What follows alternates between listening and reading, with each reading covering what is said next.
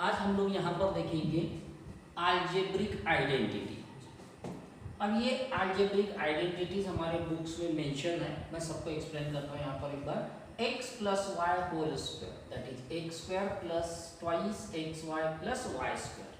अब इसको लिखते समय हम चाहो तो इसको इस तरह से भी लिख सकते हैं, x square plus y square plus twice x y, यानी पहले दोनों स्क्वायर वाली टर्म लिख देंगे, बाद में भी ट्वाइस एक्स वाई भी लिख सकते हैं। जनरल लिखने का तरीका ये होता है, लेकिन हमको जो एज पर और रिक्वायरमेंट हम लोग इस प्रकार से भी मेंशन करते हैं। Similarly x minus y whole square can be written as x square minus twice xy plus y square. It may be written in the form of x square plus y square then minus twice xy. इसमें एक term को negative होने के वजह से यहाँ पर देखो, अब इसको निगेटिव टर्म है इसलिए ये माइनस आया, ऐसा भी हम लोग कंसीडर कर सकते हैं, क्योंकि यहाँ पर twice of the product of both the terms, twice of the product of both the terms, इस प्रकार से भी हम इसको कंसीडर कर सकते हैं। ये तो परिचित है हम लोगों को, x square minus y square is equals to एक बार एडिशन एक बार सब्सट्रैक्शन, ये दोनों को हम उल्टा भी लिख सकते हैं, पहले सब्सट्रैक्शन देन एडिशन भी लिख सकते हैं। ये भी हम लोगों ने लास्ट ईयर क्लास 8 में पढ़ चुके हैं। यहाँ पर देखो अभी तक के हमने दो टर्म का स्क्वायर, ये देखो दो टर्म का स्क्वायर वाली बात किए थे। अब यहाँ पर भी यहाँ पर है लेकिन तीन टर्म्स, तो इसको याद रखने के लिए सबसे ये वाली बेस्ट आइडिया रहेगी इसमें। कौन सी? First square plus second square plus third square, देखो plus twice of first two plus twice of next two and plus twice of first and last, इस प्रकार से। अब जैसे मैंने यहाँ पर मेंशन किया था कि अगर इसमें x minus y plus z whole square हो तो क्या होगा? x minus y plus z. अब हमने निगेटिव साइन किसको लगाया? y को। तो आइडेंटिटी किस तरह से बनेगी? No doubt x square plus y square plus z square, क्योंकि square of the negative term is also negative. अब plus twice of first and second, लेकिन सेकंड नेगेटिव है तो यहां होगा माइनस 2xy, यहां पर -2yz यानी सेकंड और थर्ड, लेकिन फिर से सेकंड नेगेटिव होने की वजह से -2yz और लास्ट वाली term twice zx।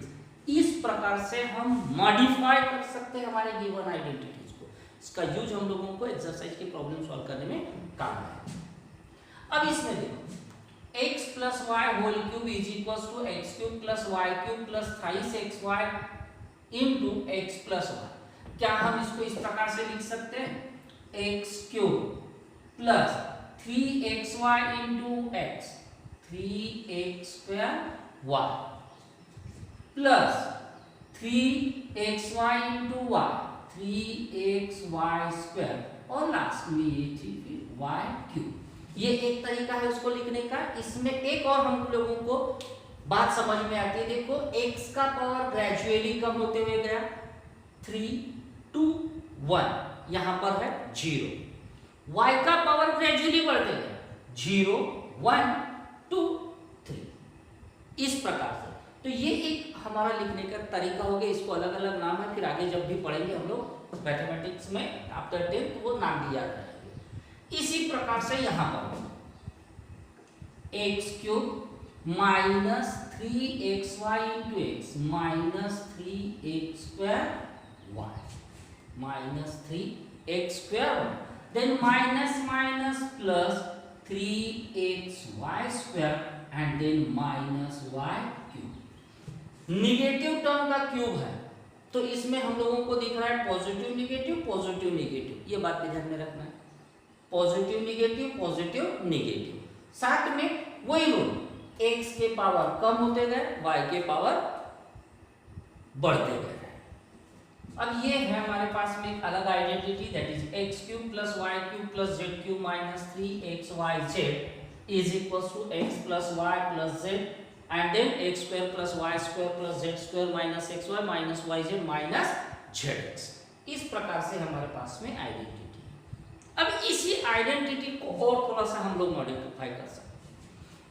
If x plus y plus z is equals to 0। अगर sum of the three numbers is equals to 0 आ रहा है तो हमारे पास क्या मिलेगा? क्या राइट हैंड साइड पूरी 0 हो जाएगी? तो हमारे पास क्या मिला? X cube plus y cube plus z cube.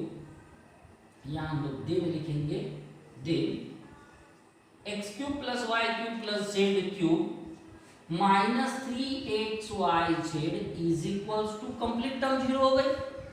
अब इसको उधर भेज देते तो हमारे पास में क्या मिला? Therefore x cube plus y cube plus z cube is equals to 3xyz। ये हमारे पास में एक नई आइडेंटिटी या नया पैटर्न मिल जाता है।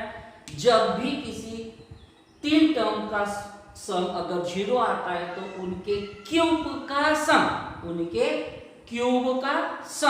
कितना होगा? Thrice of the product of all these three numbers. तो this is the new identity. इन्हीं आइडेंटिटीज का यूज करके हमको एक्सरसाइज 2.5 सॉल्व करना है। अब यहां पर मैं हर क्वेश्चंस को सिंप्लीफाई थोड़ा सा तुम लोगों को बता दूं। 2.5 का फर्स्ट, इसमें देखो क्वेश्चन नंबर फर्स्ट के लिए तुम लोगों को ये आइडेंटिटी लगेगी, सेकंड में भी यही आइडेंटिटी लगेगी। सिर्फ उतना है कि उसमें यहां पर देखो ये -10, तो -10 इसका मतलब हो गया b की वैल्यू निगेटिव है, तो यहां पर निगेटिव माइनस b की जगह माइनस, वो जो भी b की जगह -10, यहां पर भी -10। इस प्रकार से हम लोग क्वेश्चन नंबर फर्स्ट को सॉल्व कर सकते हैं। अब आ गई बात क्वेश्चन नंबर सेकंड की। यहां हम लोगों को दिया गया है find the product of 103 into 107। क्या हम इसको 100 plus 3 और 100 plus 7 लिख सकते हैं इसको? तो ये देखो फिर से 100 plus 3 100 plus 7 यही आइडेंटिटी आ गई, जिसमें x की वैल्यू लेंगे हम लोग 100 इक्वल है देखो 100, a की वैल्यू 3 और b की वैल्यू 7। इस प्रकार से हम इसको यही आइडेंटिटी का यूज करते हैं, डायरेक्ट कैलकुलेशन ना करते आइडेंटिटी का यूज करके हम लोगों को सॉल्व करना है। 95 96 को हम लोग दो अलग अलग तरीके से ले सकते हैं। एक तो 90 plus 5 ले सकते हैं या 100 minus 5 ले सकते हैं। 96 को 90 plus 6 और 100 minus 4 भी लिख सकते हैं। ये इस प्रकार से 95 into 96, इसको जनरली 100 minus 5 ये सही तरीका है और 100 minus 4 ये इस प्रकार से। ये कैलकुलेशन करने की हमको ज्यादा जरूरत नहीं होती, लेकिन अगर हम 90 plus 5 90 plus 6 लेते तो फिर कैलकुलेशन हम लोगों को आगे और बढ़ाना होता है। उसके बाद में क्वेश्चन नंबर 3 है factorise the following using identity.